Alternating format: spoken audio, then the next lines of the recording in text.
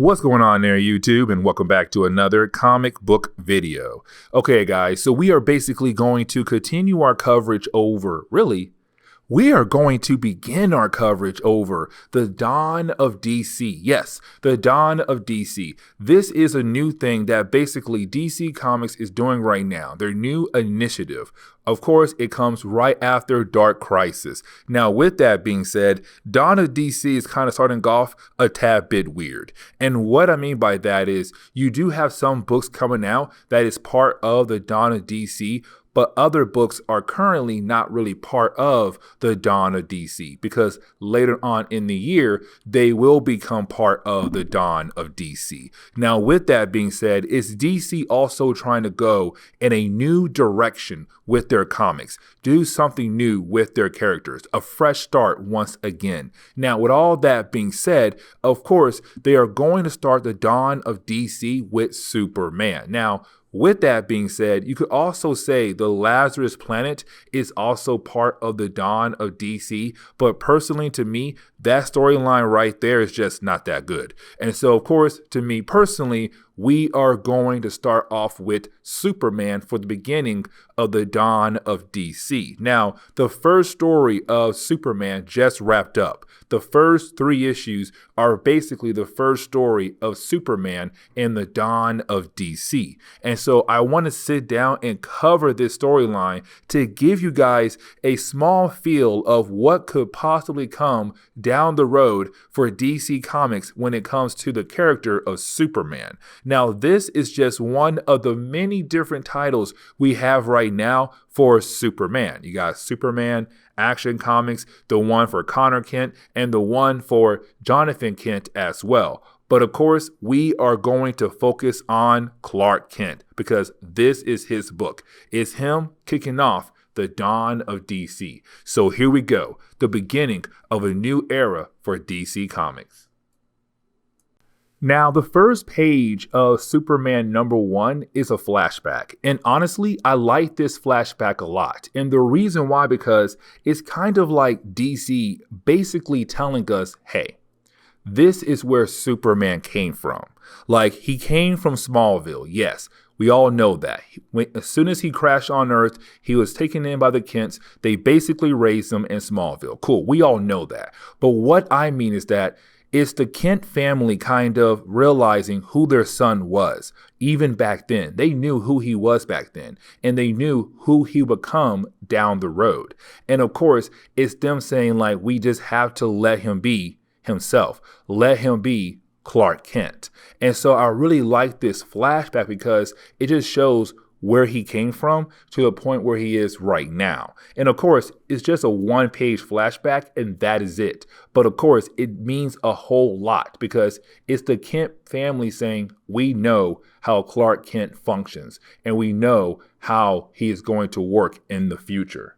But getting into the present day, we actually do pick up with Superman fighting against Livewire. Now, Livewire is one of my all-time favorite characters, but only because of what DC did back in the Superman animated series. Personally, to me, I feel like when they finally brought her over to DC Comics, they did her no justice at all. Like, they literally dropped the ball. Guys, so for you fans out there who don't know, basically Livewire first appeared back in the DC animated series Superman back in the 1990s. And of course, she was a very popular character in that show. But then DC finally brought her over, I want to say 2006. I could be wrong on that, but I felt like they did her no justice at all. But of course, hey, on the past, it's a new beginning, a new fresh start. Let's go from there. But of course, while you have Superman fight against Livewire, you do have somebody talking to Superman. Now, of course,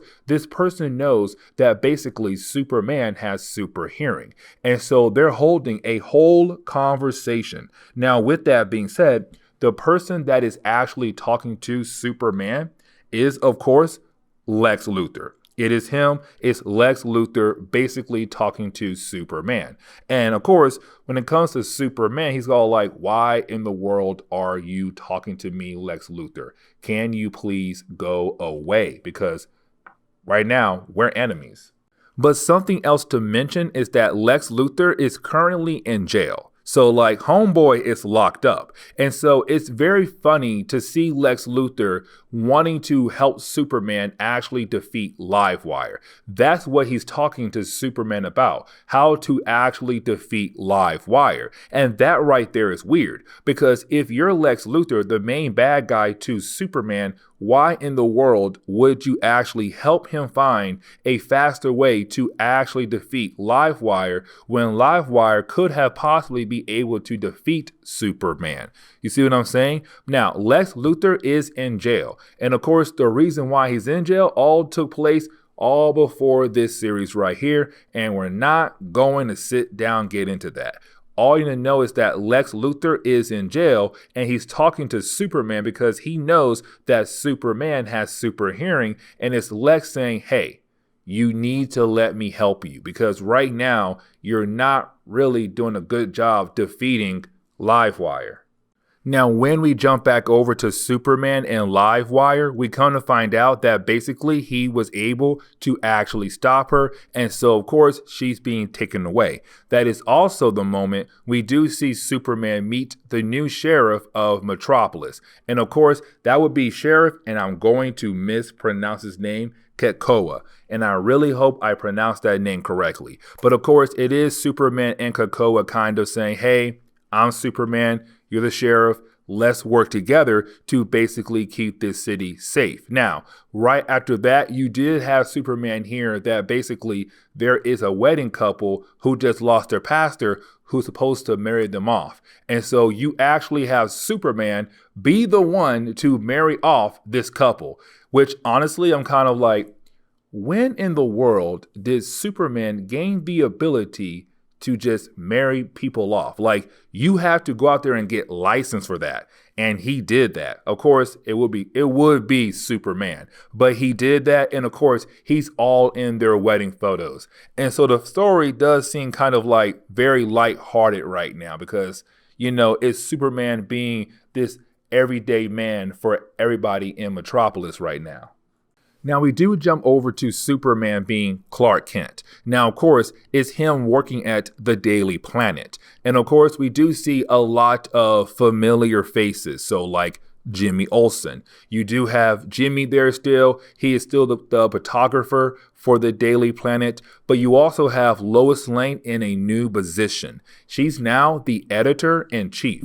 And this is huge because now it's her replacing Perry White, which honestly, I'm kind of like, yo, that is a great thing for her. It's a new beginning. And honestly, I'm hyped for her. Like, Lois Lane, you go, girl. Now, of course, it is Clark Kent being that good husband, being very supportive. But while he's talking to Jimmy and Lois Lane, you still have Lex Luthor talking to him. You have Lex basically saying, hey, when was the last time you were Superman? Oh, I know. It was like 40 something minutes ago. How many lives were lost because you're over here pretending to be somebody else? You have to let go of that ego and just be Superman, but you also have to work with me. It's Lex Luthor wanting to work with Superman. Now, this is also Clark Kent wearing headphones, hoping that he can just block out Lex Luthor. But of course, he can't do that. And so with his super hearing, he can still hear Lex. And it's Lex saying, you have to work with me. Let go of that ego and just work with me because Metropolis is in danger right now.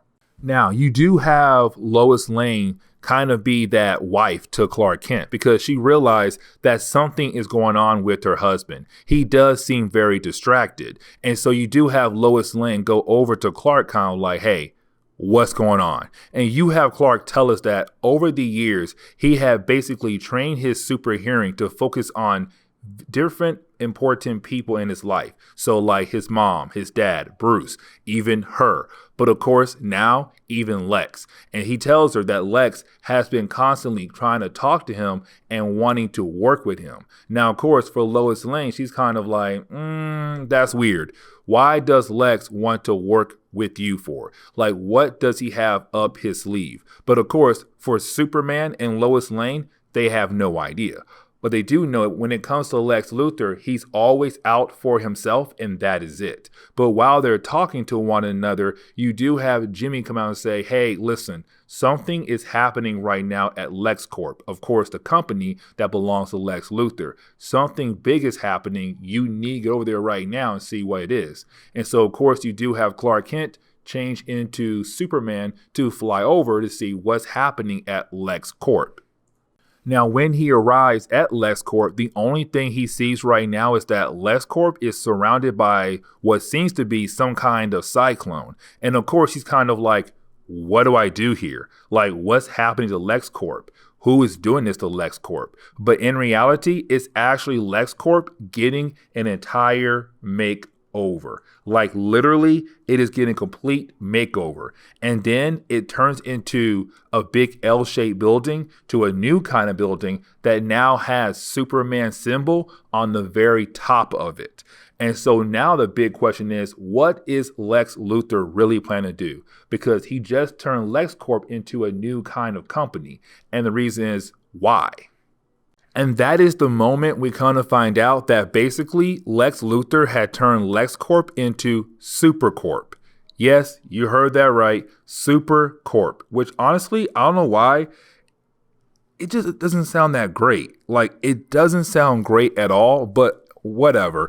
Either way, you do have the assistant of Lex Luthor walk up to Superman because she saw Superman basically watch the building change into something new. Now, of course, Lex Luthor's assistant name is Mercy, and she has been around for a very good period of time in DC Comics. And matter of fact, I don't know how long she's been in DC Comics, and I really want to know, was she in the Superman animated series? I want to say she was there first and then put in comics. But either way, though, you do have Mercy kind of explain things to Superman. Like, what is Supercorp? And basically what Lex did was he wants to make sure that Superman becomes the best version of himself, to make sure that Metropolis is protected. And so now there's an entire company that's going to basically help Superman wherever they can to make sure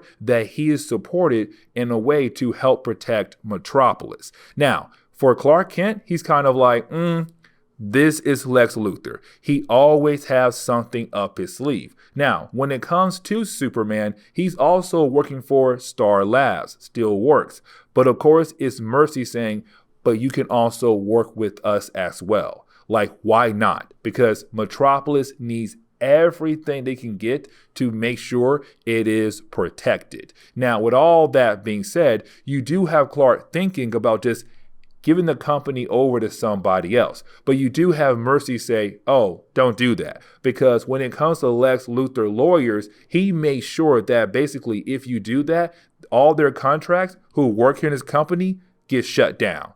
And really, half the city works for Lex Luthor. So do you really want to do that right now? And of course, you have Clark say, no. Now, it does look like Clark is down for the plan until they do walk into one room and there is a hologram that was made for Superman, and it's basically his Kryptonian father. And of course, that right there ticks off Superman a lot, and he leaves because it's Lex Luthor kind of playing with the image of his biological father.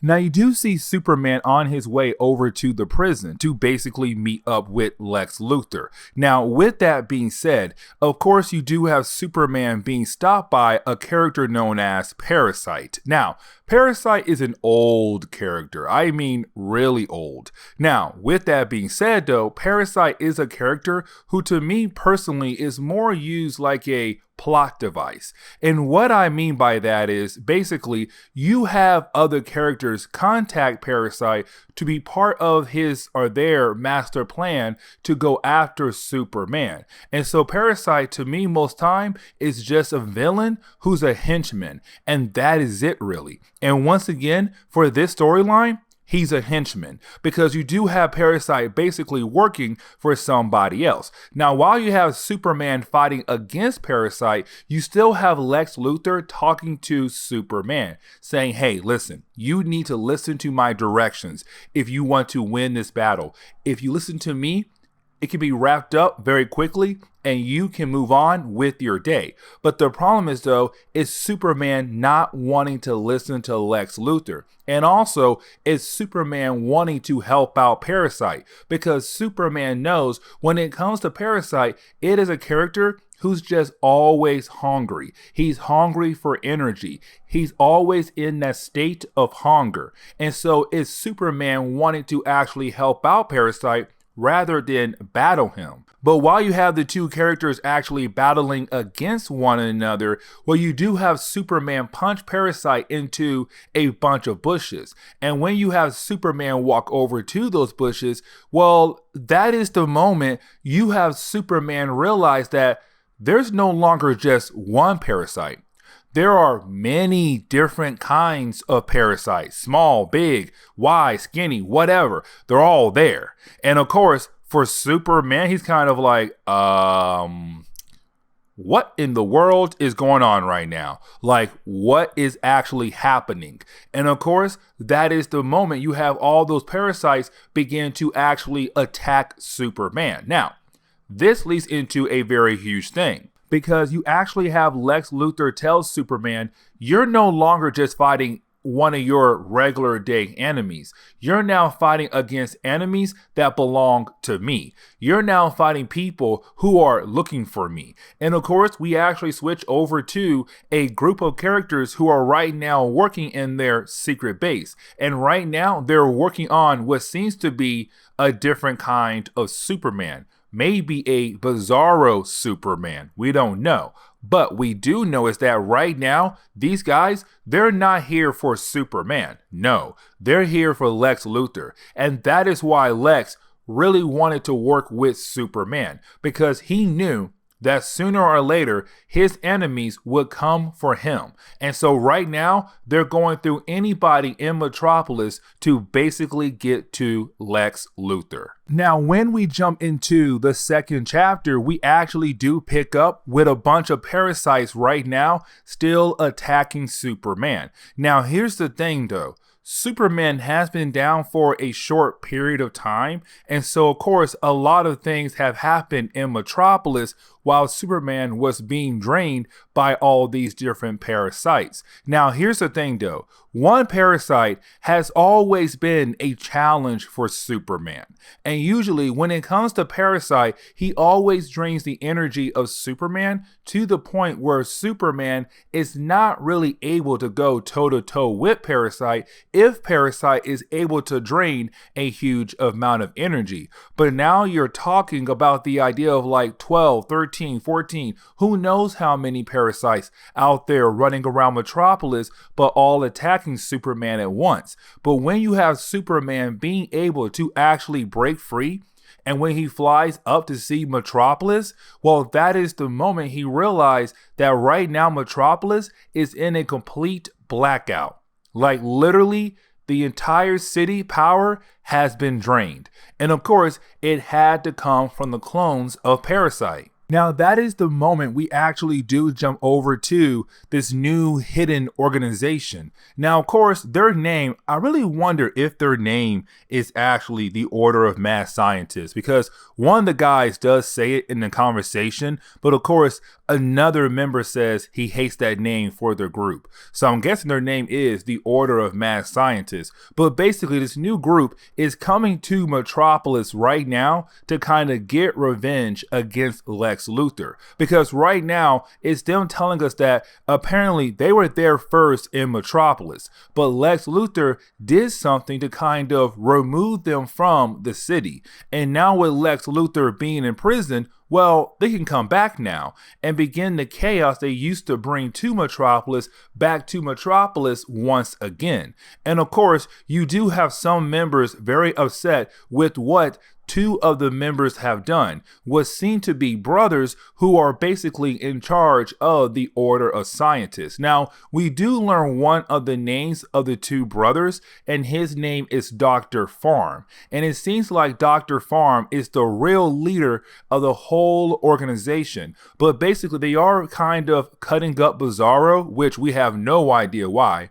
They're also testing on Kryptonite. Again, we have no idea why, but they were the ones to give Parasite his upgrade and release Parasite into the city. And again, it's them just bringing chaos to Metropolis like they used to do before Lex Luthor had apparently kicked them out. Now, we actually do jump over to Supercorp. Now, this makes sense because Supercorp does have a lot of energy. And with this building having a lot of energy, when it comes to Parasite, a character who usually hungers for energy, it makes sense for him to go to a building that has a lot of energy. But now you're talking about the idea of an army of parasites all going to a building to basically get energy. Now, this building is protected by Mercy, again, the assistant to Lex Luthor, but Mercy is not a character who can withstand an army of parasites. And usually there's not a lot of characters who could do that even really. But of course, for Mercy, she's at the low part of that list, but she's also trying her best. Now, luckily, you do have Superman come in, use his frost breath to kind of hold back the swarm of parasites. But of course, it's him now asking Mercy, what's going on here? Because right before Lex Luthor has stopped talking to Superman, Lex told Superman, you're no longer fighting your enemies, you're now fighting my enemies. Which of course tells Clark Kent that Mercy may know something what's really going on here because she works for Lex Luthor. But of course, she lies to Superman like, no, I have no idea. But of course, it's Clark Kent saying, I think you do know. I think you know what is going on here. And of course, that is the moment you do have Lex Luthor begin to talk to Superman once again. And really, it's just Lex Luthor telling Superman like, hey, break me out of prison. Basically, let me out. Because if you do that, I can help you actually stop Parasite and my enemies as well. But of course, it's also Superman saying, I can't trust you, one. And two, I'm not going to do that. Now, even though Lex Luthor really believes that he can actually help out Superman, it's also Lex Luthor's telling us that he did not even think of the idea of taking Parasite and using Parasite in the way he is right now, which is having a bunch of clones of parasites to run around Metropolis. And so even though Lex Luthor honestly thinks that he'll be able to actually defeat his enemies if he works alongside with Superman, there's still the idea that maybe his enemies can actually outsmart him. And that right there is very important.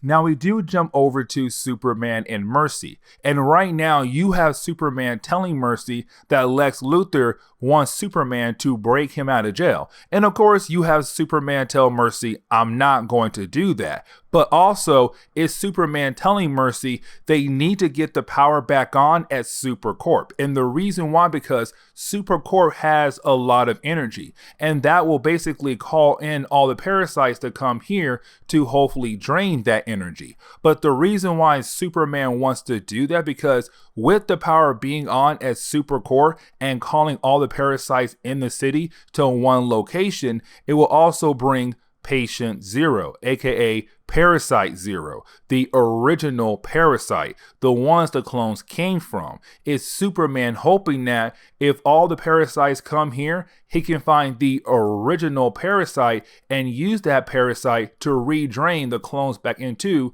one particular body. And so it's him saying we need to get the power back on. Now, you do have Superman call up Supergirl and his son, Jonathan Kent, to say, hey, you need to continue to work on containment to keep the parasites trapped in Metropolis, but at the same time, evacuate the city. Call in the rest of the super family to kind of help with getting people out of the city. But that is the moment you have Jonathan Kent tell Clark Kent, Dad, shut up and listen.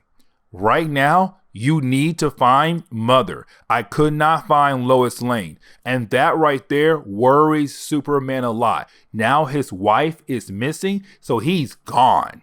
Now, you do have Superman go over to the Daily Planet. Now, this makes sense though, because when it comes to Lois Lane, she's now the editor-in-chief. And so if she's going to be anywhere, she's going to be at the Daily Planet. And so you do have Superman kind of rush over to the Daily Planet first to see if his wife is there. Now, of course, he cannot find her. But he does find another character, and that character is the Marlin Moonlight. Yes, you heard that right, the Marlin Moonlight, a new character. Now, with that being said, you do have Moonlight tell Superman that basically when he was gone for a good period of time, of course, that means leaving Metropolis defenseless, other heroes had to step up. And she was one of those heroes, especially in the night, hence the name Moonlight. Now, with that being said, though, she does say that basically she's going to be another hero that is going to be around in Metropolis. Now, of course, she does leave in a very flashy way. Like, yes, she kind of flashes away, but when she does, you do have Superman get a small flashback to a time in the Western days, and when he comes back to, he realized that his body has been recharged, that somehow her moonlight energy had recharged Superman, and he's kind of like, what in the world did she do to me? Who is she, and where did she go? Now, you do have Superman actually find Lois Lane, but when he does, of course, Lois Lane has turned into a parasite, because you have Superman tell us that basically Lex Luthor was trying to tell him that the parasites in the city, they all came from basically a virus. That's what it's coming from, a virus. So you had one parasite, but then a virus went out there to turn other people into parasites. Now, this is huge because now you're talking about the idea of a city full of people all becoming parasites, which of course, if the super family is unable to actually contain this situation, then that means the world could fall down the road in the future to this army of parasites, which also means that Superman has to do something. The problem is though, because Lois Lane and other people in the Daily Planet have turned into parasites, well, of course, when they get near to Superman, he also have turned into a parasite. And so now you're talking about the idea of Superman being a parasite. This is a problem. Now, you do have Superman basically go to the prison that Lex Luthor is at. And this is Lex Luthor thinking, oh my God, he finally realized that he needs my help. Finally, Superman, Lex Luthor working together. Here we go. Now, this is also Lex Luthor telling us that, yes, you do have the original parasite, but you also have that virus. And with that virus being airborne, it's really more just really small parasites in the air being able to actually infect people in Metropolis. On top of that, you also have other clones of parasites as well out there. And so this is a parasite attack that Superman nor us has ever really seen before. And honestly, it's pretty interesting because it's parasite attacking in so many different ways. Airborne virus, clones himself, and turning people into parasites. Now, getting back to Lex Luthor, he thinks that Superman is here to basically save him. But you have Superman say, no, I'm not here for you. I'm here for Livewire. Now, with Superman being affected by Parasite's virus, he is technically a parasite Superman, but he still has some kind of control over his body and how he wants to use his body. And so where it does seem that possibly he's about to literally eat eat Livewire because she does have a lot of energy, it's really Superman using Livewire for his master plan. Now, we do kind of find out what is Superman's master plan with Livewire, because he does take her and Lex Luthor right over to Supercorp, where of course you do have Superman actually hook up he hooks up Livewire to a device, where of course that device will be used to power up Supercorp. And of course, with all that energy being flowed into Supercorp, that is going to kind of have all the different parasites in Metropolis head towards the Supercorp building, because they all want that energy source. Now, all those little viruses inside people's bodies will then leave their bodies to basically come to this source of energy, including the ones inside Superman's body, because again, they want that source of energy. And so you do have all those little airborne virus versions of Parasite come out of Superman's body and starts heading towards what seems to be the power source of Supercorp. And so now Superman is back to normal, just like that. But you also have Superman saying, listen, Luthor, here's my master plan. I need you to basically make sure the parasites don't get to Livewire while I go look for Parasite Zero, the original parasite. And you have Superman put on an outfit that can kind of protect him from the parasite's attack so that he can find Parasite Zero. But that is the moment you have Lex say, yeah, Parasite Zero's right there. So if you want to end this, he's right there. Get to work. Now, this is the moment where you really have the whole entire parasite problem really wrap up very fast. And what I mean by that is basically you do have Superman fight against Parasite Zero, but while they're fighting against one another, you do have Parasite wanting to drain the energy of Superman, but then you have Superman tell Parasite, listen, ignore me.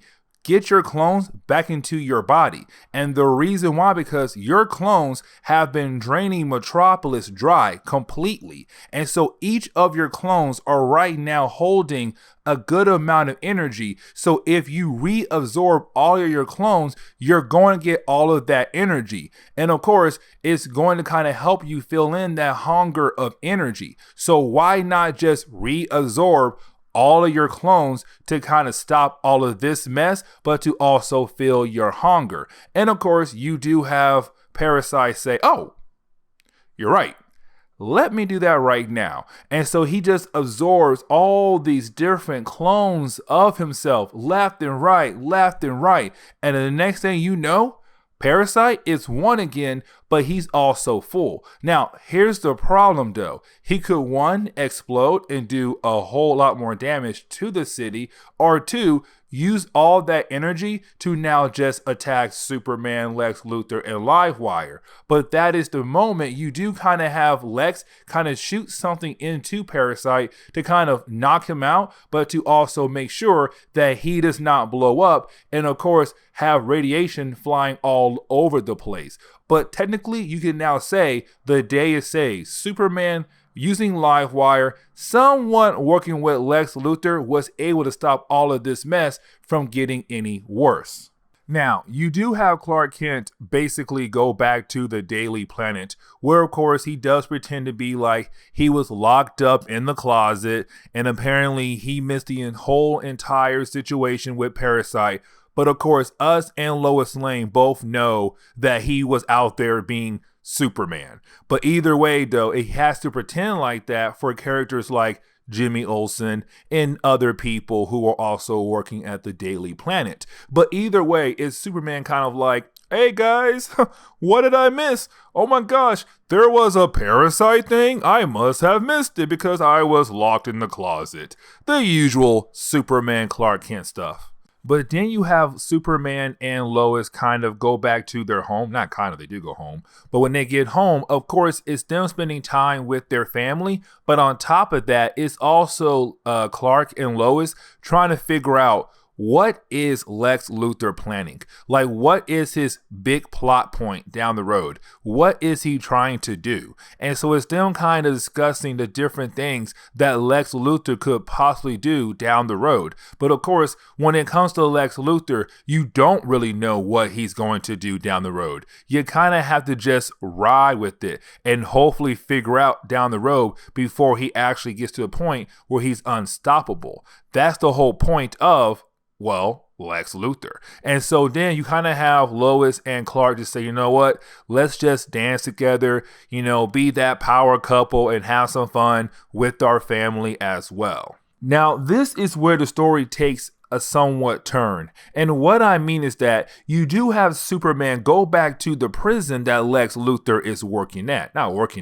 he's kept in. Now, of course, this is Superman coming to Lex Luthor, and is Superman still wondering why Lex Luthor trying to help out Superman. And it's Lex telling Superman one more time that basically you need my help because you have no idea what is coming. Because these guys who are coming, they're my old enemies and they're going to bring in a lot of chaos to Metropolis. And so you need my help if you want to actually protect Metropolis. Now, this is also Superman saying, okay, Lex, fine. I still feel like, though, that you can still be a good guy. I still feel like one day you'll realize that you and I can work together more than just to protect the city from your old enemies, but that you and I could be the perfect combination for Metropolis, that we can actually make Metropolis a better place, but we have to work together. And so you then have Superman hand Lex Luthor a box. Inside that box is a watch. And of course, that watch has the Superman symbol inside of it, but it's also showing that it's Superman trying to trust Lex Luthor. Now you do have Superman fly away, and where the book closes is Superman basically joining Supercorp. And so that is how this story ends.